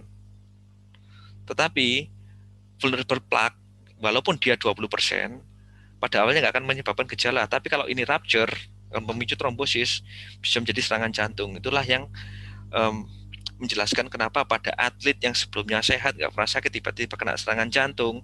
Ya mungkin pada jantungnya ada plaque yang nggak signifikan stenosisnya, tetapi fibroscape-nya tipis sehingga mudah sekali rupture, ya, sehingga terjadi serangan jantung mendadak, ya. Inilah patofisiologinya, konsep antara vulnerable plaque dengan stable plaque, ya. Nah, kalau kita lihat spektrum dari penyakit jantung koroner itu sendiri, itu ada dua, ya. Ada yang dulu kita sebut stable angina pectoris atau stable coronary artery disease, tapi karena guideline yang baru, dia dirubah menjadi chronic coronary syndrome istilahnya, ya. Sedangkan ACS tetap ACS, ya. Jadi patofisiologinya kalau chronic coronary syndrome ini terjadi ketika terjadi stenosis yang signifikan, ya, tanpa ada plaque rupture. Ciri khasnya pasien akan mengalami nyeri dada kalau terjadi ketidakseimbangan antara oksigen demand dan supply. Contohnya waktu melakukan aktivitas, pasien akan nyeri dada, istirahat dia akan berkurang, ya wajar. Karena jantungnya ketika istirahat mungkin kebutuhan oksigen nggak terlalu tinggi, makanya dia nyeri dadanya hilang. Tapi ketika aktivitas oksigen demandnya tinggi, tapi supply-nya terhambat, maka dia akan muncul nyeri dada. Ya, inilah yang terjadi pada pasien dengan chronic coronary syndrome. Ya, yang kita sebut dulu dengan stable angina pectoris. Beda sama ACS. ACS ini adalah plaque rupture mekanismenya, ya, sehingga terjadi trombus. Kalau trombusnya ini menyebabkan suatu oklusi total, jadinya STEMI. Kalau dia oklusinya parsial, kita lihat apakah sampai menyebabkan nekrosis jaringan apa enggak. Kalau terjadi nekrosis, disebut sebagai non-STEMI. Kalau enggak sampai terjadi nekrosis, disebut sebagai unstable angina, ya. Nah, ini kurang lebih seperti ini. Jadi STEMI karena oklusi total. Sedangkan NST-ACS, ya, itu karena oklusi yang parsial, ya. Penyebabnya apa? Sama-sama plaque rupture, sama-sama ada trombus, cuma yang satunya total, satunya parsial. Inilah kenapa pada STEMI harus dilakukan revaskularisasi segera karena ada oklusi total, ya. Nah, kalau kita belajar otot jantung, teman-teman, ya. Jadi koroner itu beda sama listrik, ya. Kalau listrik tadi kan dari endokardial ke epikardial, tapi kalau koroner dia dari epikardial ke endokardial. Kalau ditanya, makanya daerah mana yang akan mudah terjadi iskemi dulu, yang epikardial atau endokardial? Logikanya adalah yang paling jauh dulu. Yang paling jauh adalah subendokardial dulu yang pasti kena kalau iskemik, ya. Nah, ini akan mempengaruhi pola dari gelombang ST-nya. Kalau iskemia subendokard biasanya akan terjadi ST depresi. Tetapi kalau terjadi iskemia yang sifatnya transmural, seluruh ketebalan otot ini mengalami suatu iskemia atau injury, maka terjadi suatu ST elevasi. Ya, bayangin aja kalau STEMI kan oklusi total, ya pasti alirannya habis lah ini otot ventrikelnya. Tapi kalau pada NST-ACS karena masih ada parsial, mungkin yang epikardial masih aman, tetapi bagian yang jauh dari epikardial dia mengalami iskemia yang lebih berat. Itu prinsipnya, ya. Oke. Kemudian kenapa ECG penting? Karena terus terang kalau kita ngandelin cardiac enzim nih, kita lihat nih. Kita nunggu troponin, nunggu CKMB berapa jam? 3 jam baru kedetek, ya. Padahal target revaskularisasi pada STEMI itu kalau trombolitik 10 menit. Ya. Kalau untuk PCI 90 menit targetnya. Artinya kita jangan berlama-lama. Pada prinsipnya pada infak itu adalah time is muscle. Semakin kita membuang-buang waktu, maka semakin banyak otot yang rusak. Ya. Kalau kita semakin cepat memutuskan suatu tindakan atau terapi, maka otot yang rusak juga akan semakin minimal dan kita bisa menyelamatkan jantungnya pasien ya. Jadi ACS ini bikin masalah. Apa masalahnya? Bisa bikin komplikasi. Apa komplikasinya? Banyak ya. Kalau dari gangguan pump, jadi dari cardiogenic shock atau heart failure ya. Kalau ada nekrosis ini yang bahaya. Nekrosisnya di mana? Kalau di ventricular septum bisa terjadi suatu ventricular septal rupture ya. Kemudian kalau di papillary muscle dia bisa menyebabkan suatu acute mitral regurgitation ya. Kalau dia terjadi rupture pada ventricle wall akan terjadi cardiac tamponade ya. Berikutnya adalah aritmia, yang terakhir adalah inflamasi berujung pada perikarditis ya. Ini adalah komplikasi dari sindrom koroner akut. Oke. Jadi ingat-ingat kalau teman-teman belajar, jadi kalau ada pasien chest pain, klinisnya ACS, kita lakukan adalah EKG dulu. Kalau kita ada elevasi, langsung didiagnosis STEMI tanpa menunggu hasil dari troponin ya. Jadi di sini kita melihat bahwa ECG adalah senjata utama kita ya. Oke, kita belajar ECG pada STEMI. Di awal tadi saya sempat bahas ya, sempat bahas tentang evolusi dari STEMI. Jadi ketika terjadi oklusi total yang sifatnya akut seperti ini contohnya ya, maka di awal-awal yang terjadi adalah elevasi. Bahkan kita didahului oleh suatu gelombang T yang tinggi yang sudah kita sebut sebagai hyperacute T. Kemudian kalau dibiarkan dalam beberapa jam, elevasinya semakin tinggi. Kemudian gelombang R-nya memendek dan muncul gelombang Q patologis. Kemudian kalau sudah melewati 1 atau sampai 2 hari, gelombangnya semakin dalam dan gelombang T-nya akan mengalami inversi. Kemudian setelah beberapa hari kemudian, maka ST segmen akan kembali turun normal, tetapi T-nya masih inversi dan gelombang Q-nya menetap. Kemudian ketika dibiarkan berminggu-minggu, yang terjadi adalah gelombang T kembali normal, ST segmennya normal, tetapi terjadi Q patologis. Jadi kalau teman-teman menemukan suatu Q patologis, itu artinya pasien mengalami old myocardial infarction, ya, dan bahasa kerennya kita sebut sebagai OMI, ya, paham ya? Itu, oke, ya. Jadi ini adalah kriteria kapan disebut STEMI, kapan bukan, ya. Jadi kalau kita mau mendiagnosis STEMI dari ECG, ini adalah guideline dari ESC tahun 2017. Jadi harus diukur ST elevasi pada J point, ya, dengan syarat minimal 2 lead yang berdekatan, ya. Sambil lihat pasiennya laki-laki apa perempuan, ya, karena ada perlakuan khusus di V2 dan V3. Bagi laki-laki yang di bawah 40 tahun, ya, cut off-nya adalah 2,5 mm. Bagi laki-laki yang lebih dari 40 tahun, dia cut off-nya adalah 2 mm. Kalau pada wanita, cut off-nya adalah 1,5 mm. Khusus pada V2 dan V3.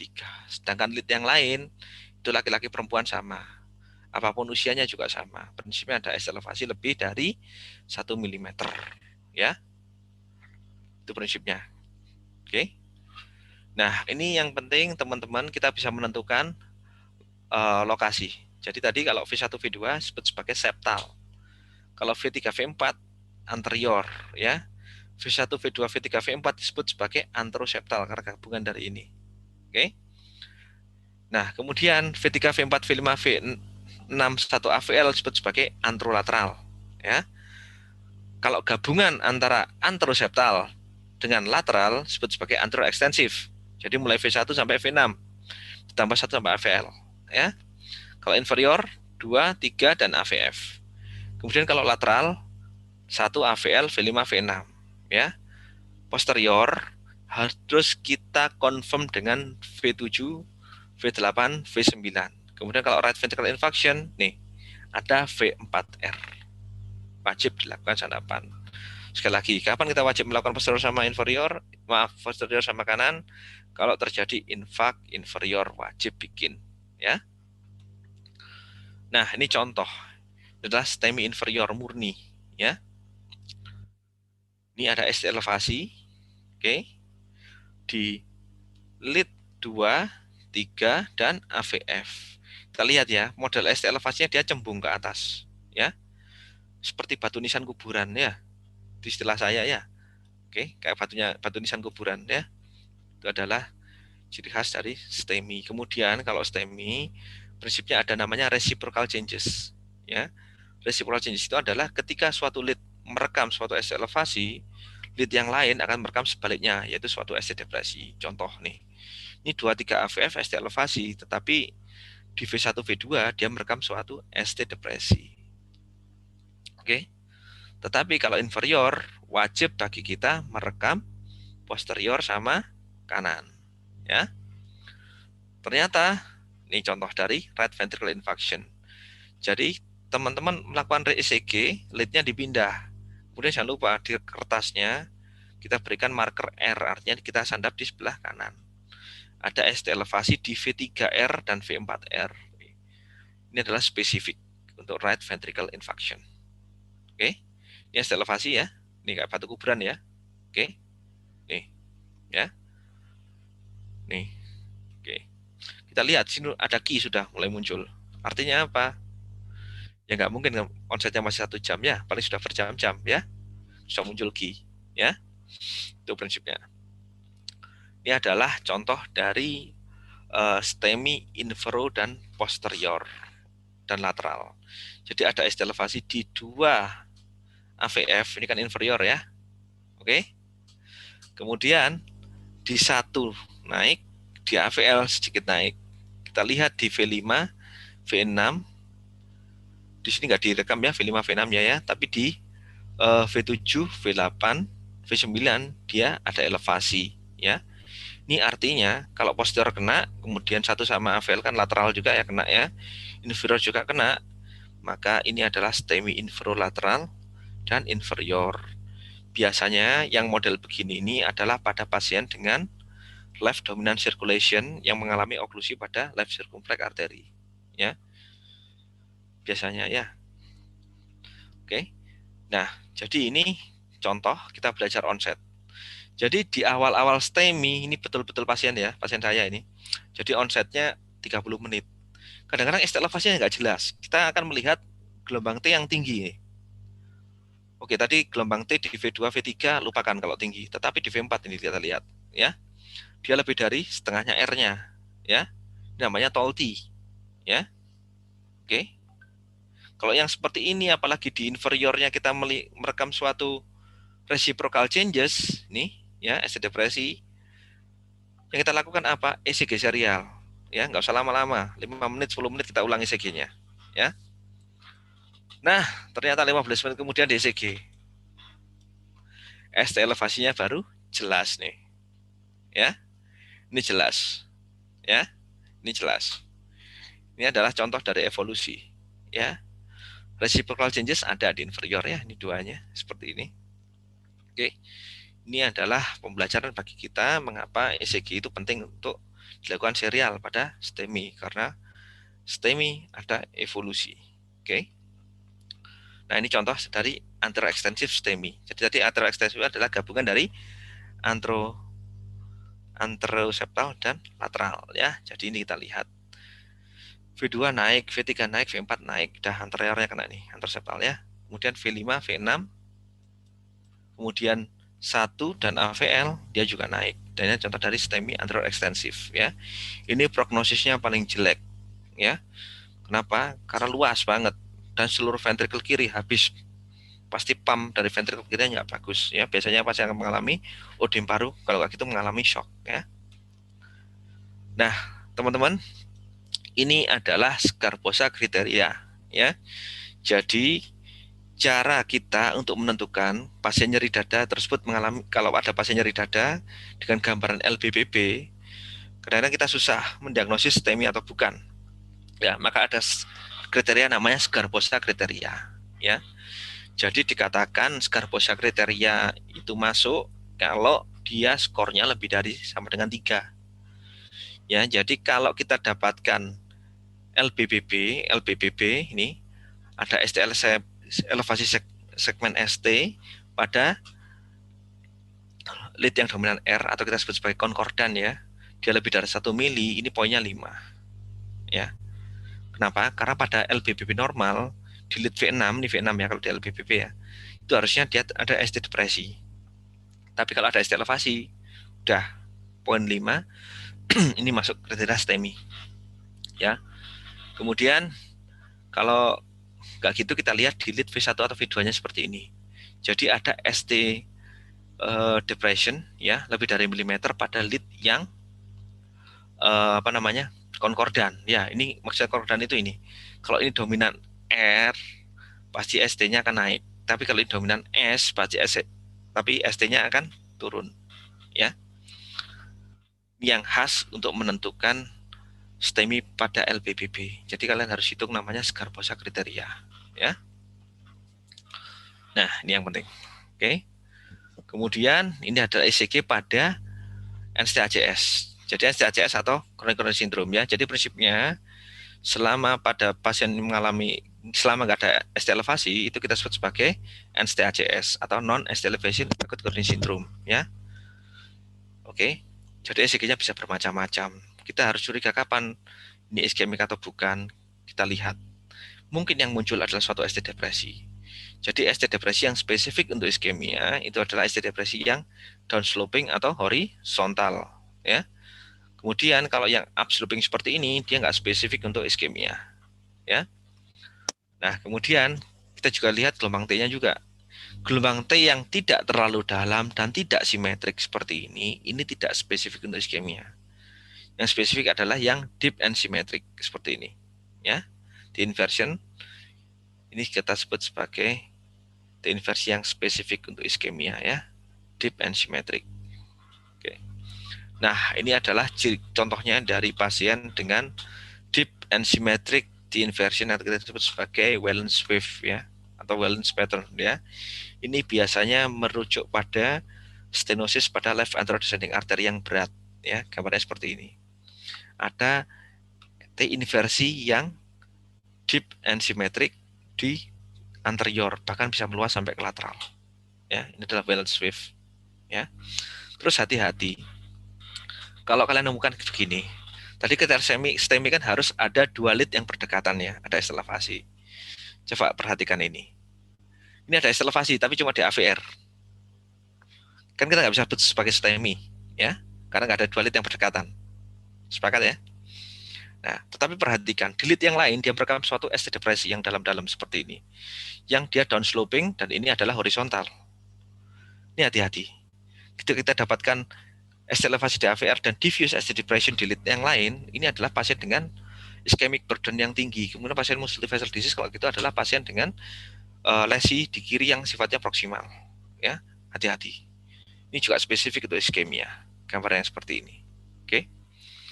Nah, hati-hati. Kadang-kadang pasien nyeri dada, ECG-nya normal, bisa jadi. Karena yang direkam adalah resting ECG ketika istirahat. Tetapi begitu disuruh exercise treadmill, ya ini katakanlah resting ya, rate-nya antara 80-an ya. Kemudian exercise ya, dikasih exercise nih. Rate-nya tinggi nih, mungkin sekitar 100 lebih dikit ya. Baru muncul ST depresi ya. Ini penting bagi kita. Dasarnya melakukan exercise stress test atau treadmill itu adalah kita meningkatkan oksigen demand jantung untuk mengetahui adanya iskemia apa enggak ya.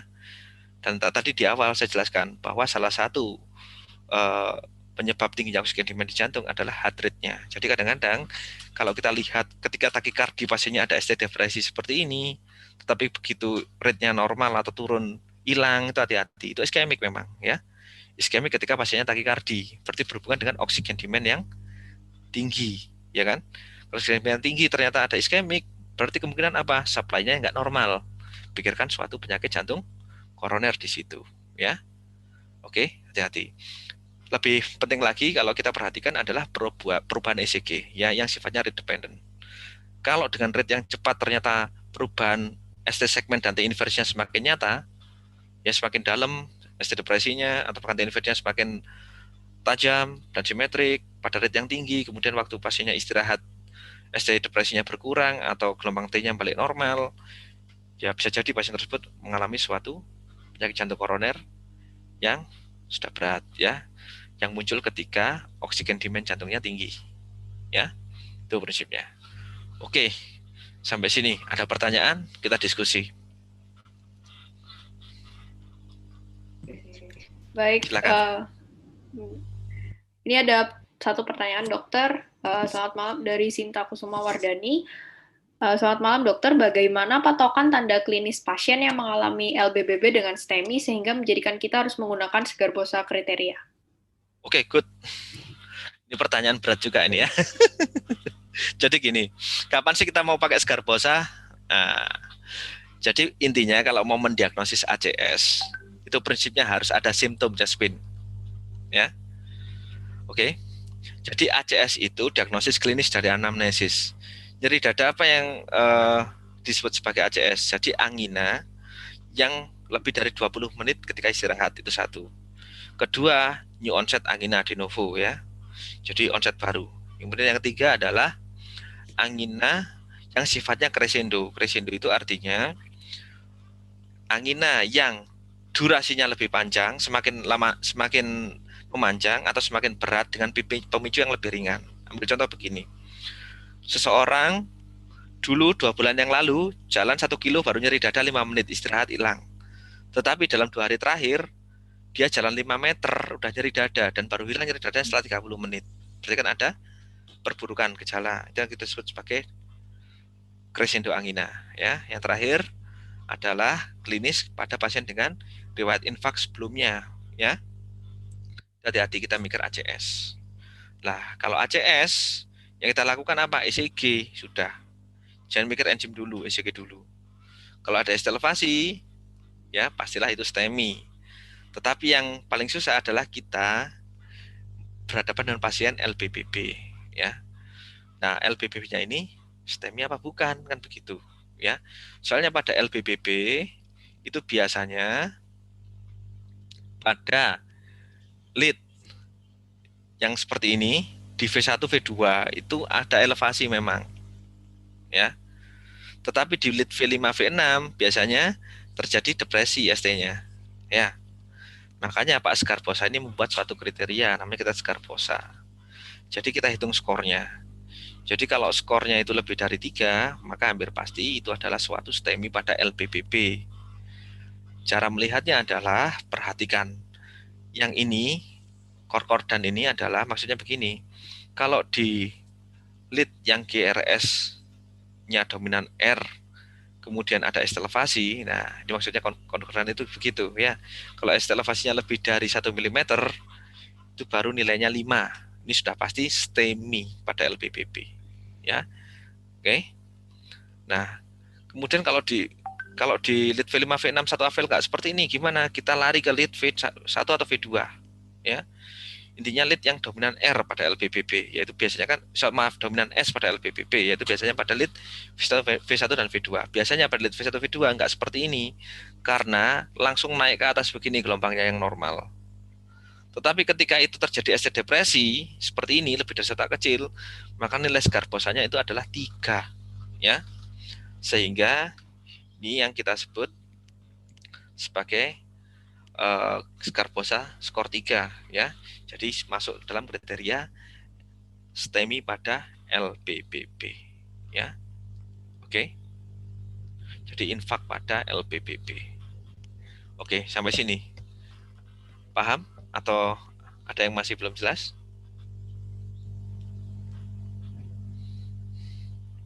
Ini sudah dijawab dokter, sudah paham. Terima kasih banyak dokter. Oke. Ada lagi yang mau tanya? Ini ada lagi satu pertanyaan dokter. Mohon izin bertanya dokter, tadi disebutkan jika pasien dengan iskemi ada fase resting sehingga hasil EKG-nya normal, sehingga disarankan untuk dilakukan pemeriksaan treadmill atau exercise. Nah, apabila di vaskes primer atau di puskesmas cara lain untuk membuktikan adanya iskemik respons tersebut, bagaimana nih dokter? Oke, bagus sekali pertanyaannya ya. Jadi kadang-kadang kalian bingung ya, pasien nyeri dada. Kita lihat aja klinisnya. Kalau klinisnya memang sudah menjurus pada ACS, ya, artinya yang mau nggak mau pasien harus direfer ke rumah sakit karena serangan. Ya, ACS bisa terjadi pada pasien dengan ECG yang normal.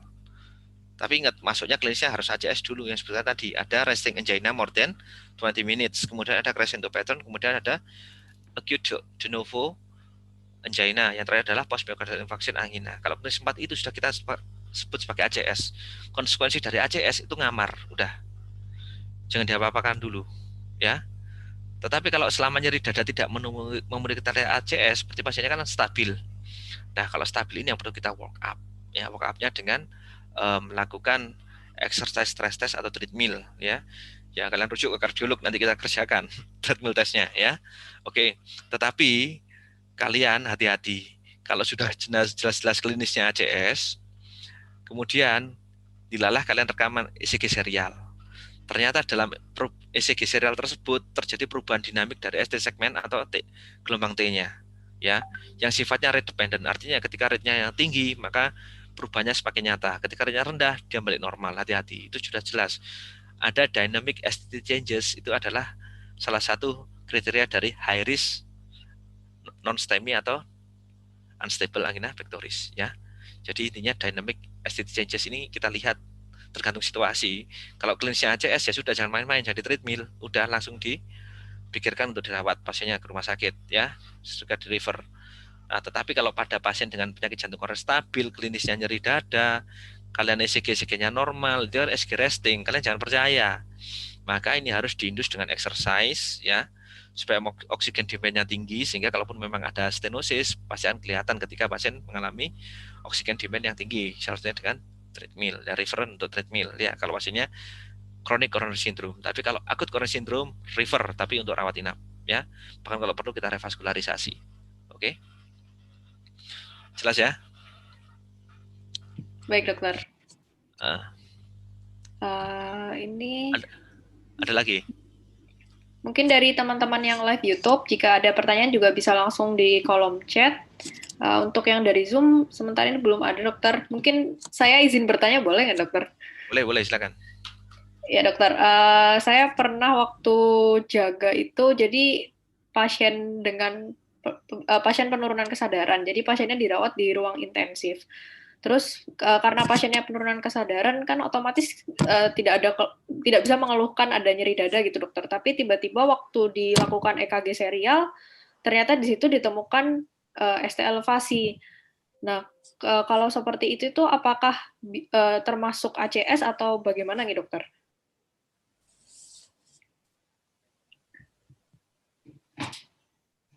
Mohon izin, dokter, suaranya belum terdengar, dokter.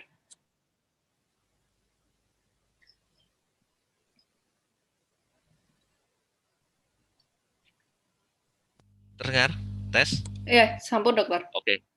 Jadi susah sekali ya kita mendiagnosis ACS pada pasien yang tidak sadar. Maka kita nggak mungkin menggunakan anamnesis terus terang, ya. Yang kita andalkan cuma ECG sama cardiac marker, ya. Tapi begitu ada evolusi dari ECG yang jelas khas untuk STEMI, maka ya kita harus tentukan di STEMI, putuskan, ya, karena dia berupa oklusi total. Tetapi kalau masih meragukan, nggak ada elevasi, maka kita bisa lakukan ECG serial dan lakukan pemeriksaan cardiac enzim, ya. Oke. Oke, cardiac enzim itu sendiri kan sebenarnya kan ada macam-macam, ya. Tapi ingat guideline yang baru, dia hanya merekomendasikan high sensitivity troponin, ya. Jadi troponin yang dia keluar lebih cepat daripada troponin konvensional. Tapi yang ada kenyataan saat ini di Indonesia adalah rata-rata pakai yang troponin biasa. Yang biasanya onset baru akan positif itu setelah 4 sampai 6 jam setelah onset. Jadi kita kan juga tidak mungkin nunggu juga, ya. Makanya yang senjata utama tetap ECG dulu, ya. ECG, kalau memang jelas-jelas ECG-nya itu gambaran STEMI dan ada evolusi, sudahlah, kita tidak usah ragu-ragu, itu pasti ada STEMI di situ, ya. Tetapi kalau nggak ada elevasi, kita bisa tunggu sambil kita lihat serial cardiac enzimnya untuk pasien-pasien yang nggak bisa ditanya, ya. Oke. Baik, dokter. Terima kasih banyak, dokter. Ya. Ini ada satu pertanyaan lagi, dokter. Mungkin ini pertanyaan terakhir. Mohon izin bertanya, dokter, untuk EKG serial yang tadi sudah dijelaskan, itu umumnya dilakukannya setiap berapa jam, gitu, dokter? Oke, pertanyaan bagus. Contoh tadi, pasien saya sendiri, dalam 15 menit sudah berubah cepat, ya. Artinya, sebenarnya tidak ada patokan. Guideline pun tidak menyarankan berapa menit, berapa jam sekali kita lakukan ECG. Tetapi, dalam praktis sehari-hari yang saya lakukan adalah minimal 5-10 menit kita bisa lakukan serial. Yang paling penting adalah ketika melakukan serial ECG, untuk lead precordial khususnya, kita harus kita berikan marker, ya, kita tandai pakai spidol, ya. Kalau itu pakai plaster itu, ya. supaya nanti nggak pindah-pindah posisi lead-nya, ya. Kuncinya posisi lead harus sama, nanti kita pasti akan lihat. Nah, perubahan itu biasanya cepat, ya. Kalau tips and trik saya, biasanya saya tiap 5-10 menit kita evaluasi bisa, ya. Kalau jelas-jelas itu mengarah pada STEMI yang berevolusi, udah jangan ragu-ragu untuk mendiagnosis STEMI, ya. Jadi kalau ditanya berapa jam sekali, terus terang guideline tidak menyatakan berapa menit atau berapa jam sekali, tetapi dari klinis praktis sehari-hari itu sebenarnya 5-10 menit bisa kita berikan lakukan ECG serial. Oke. Baik dokter, mungkin itu tadi pertanyaan terakhir dokter. Oke. Dari 2 sesi, mungkin saya sebagai moderator izin menyampaikan kesimpulan nih dokter Ya. untuk diskusi kita malam hari ini. Jadi yang pertama, dari EKG sendiri merupakan perubahan dari perekaman dari perubahan energi listrik menjadi mekanik. Lalu kemudian untuk EKG sendiri menggunakan 6 lead, ada di antaranya ada lead yang unipolar, bipolar, maupun precordial lead. Nah, perlu diperhatikan bahwa sadapan kanan itu biasanya pada precordial lead itu kita perlu lakukan pada pasien yang kita ada kecurigaan dengan right ventricular infarction. Lalu kemudian terutama untuk EKG sendiri itu terdiri dari fase depolarisasi dan repolarisasi. Kemudian pada pembacaan EKG sendiri kita perlu perhatikan gelombangnya itu sendiri, gelombang P, Q, RS maupun gelombang tambahan seperti gelombang T dan U. Selain itu juga ada rate, rhythm, axis, interval. Lalu untuk EKG di coronary disease sendiri, ini EKG sendiri ini yang perlu kita ketahui bahwa kita juga harus paham betul patofisiologi dari terjadinya coronary artery disease, dan pada coronary artery disease sendiri itu awalnya berasal dari adanya ateroma yang kemudian yang diawali dengan disfungsi endotel sehingga terjadi ruptur plak. Dan perlu kita juga untuk mengenali spektrum dari coronary artery disease, diantaranya adalah chronic coronary artery disease, STEMI karena oklusi total, maupun NST-SIS oleh karena oklusi parsial. Dan mengapa EKG sendiri ini penting? Karena EKG dalam coronary artery disease ini perlu digarisbawahi, kita tidak bisa mengandalkan pemeriksaan enzim jantung karena itu membutuhkan cukup waktu, sedangkan target intervensi sendiri untuk trombolitik itu idealnya adalah 10 menit dan PCI adalah 90 menit, dan perlu kita betul-betul perhatikan adanya evolusi EKG pada STEMI sehingga perlu dilakukannya EKG serial. Selain itu juga Garbosa kriteria digunakan apabila kita ada kecurigaan pasien nyeri dada dengan gambaran LBBB, itu perlu kita lakukan pemeriksaan mendetail dengan menggunakan Garbosa kriteria. Mungkin cukup sampai di situ dokter. Mungkin dari dokter ada tambahan dokter? Tadi ralat ya, jadi segitu ada 12 lead standar ya, 6 di ekstremitas, 6 di precordial ya, dengan gambaran yang khas masing-masing. Jadi kuncinya adalah untuk mendiagnosis suatu penyakit jantung, ECG ini adalah suatu senjata yang sangat penting ya. Jadi teman-teman walaupun dokter umum ya, masih dokter umum belum spesialis, ada baiknya kalian paham ECG ya, karena ini terus terang kalau ada pasien serangan jantung itu kita bingungnya bukan main, karena kita harus buat keputusan cepat ya. Dengan teman-teman bisa membaca ECG, maka teman-teman bisa mendiagnosis lebih cepat dan bisa melakukan pertolongan pertama dengan cepat dan bisa merujuk ke center yang bisa melakukan perawatan pasien-pasien jantung atau tindakan ya. Itu yang menjadi penting sehingga pasien bisa hidup dengan kualitas hidup yang bagus setelah sembuh dari sakit jantungnya. Itu ya kalau dari saya. Terus kemudian yang kedua adalah ECG itu mudah ya, jangan dianggap ECG itu susah ya. Karena saya terus terang punya misi ya, memberantas buta ECG pada mahasiswa kedokteran dan dokter ya. Itu misi saya ya. Oke, saya kembali pada moderator, silakan. Oke, baik dokter, terima kasih banyak dokter. Mungkin teman-teman ini kita sudah ada di penghujung acara. Saya mewakili teman-teman panitia juga mengucapkan terima kasih banyak kepada Dr. Yoga Waranugraha, spesialis jantung kardiovaskular yang sudah menyediakan waktunya di long weekend ini dokter untuk memberikan materi kepada teman-teman. Lalu mungkin yang menarik di akhir sesi ini kita akan mengumumkan kira-kira untuk acara selanjutnya yaitu ECG series yang sesi kedua kapan akan diselenggarakan.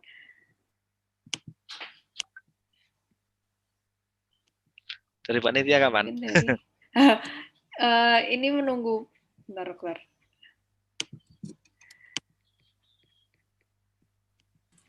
Mohon izin untuk stop share screen ya dokter.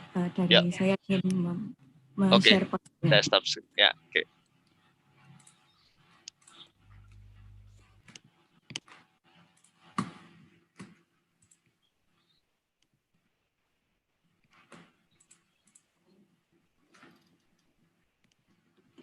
Ya, ini untuk ECG class series yang kedua, kita akan membahas mengenai ECG di chamber enlargement dan ECG di electrolyte disturbance. Untuk pematerinya masih coming soon, dan insya Allah akan diselenggarakan pada hari Minggu, tanggal 23 Agustus, jadi minggu depan. Dan mungkin teman-teman bisa stay tune terus di Instagram @hmifkub untuk tahu informasi lebih lanjut mengenai linknya.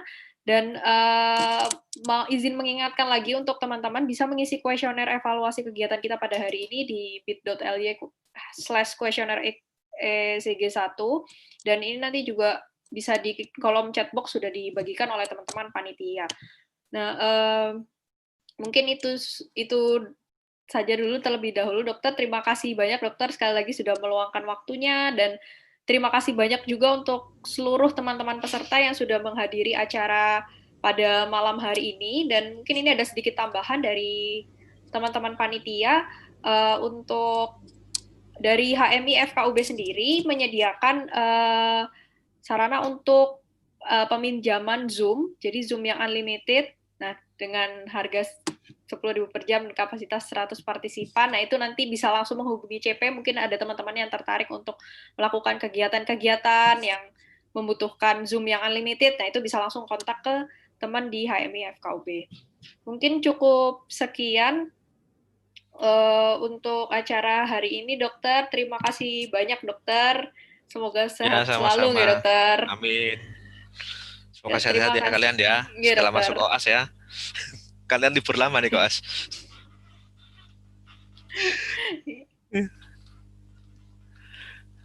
Ya. Oke. Baik. Terima kasih teman-teman. Mungkin ini ada pantun beli ketan campur nasi. Sekian dan terima kasih. Terima kasih semuanya. Terima kasih ya. Assalamualaikum. Terima kasih, dokter. Ya. Terima kasih, Dokter Ega. Yo, terima kasih. Dalif ya. Assalamualaikum. Terima kasih banyak, dokter.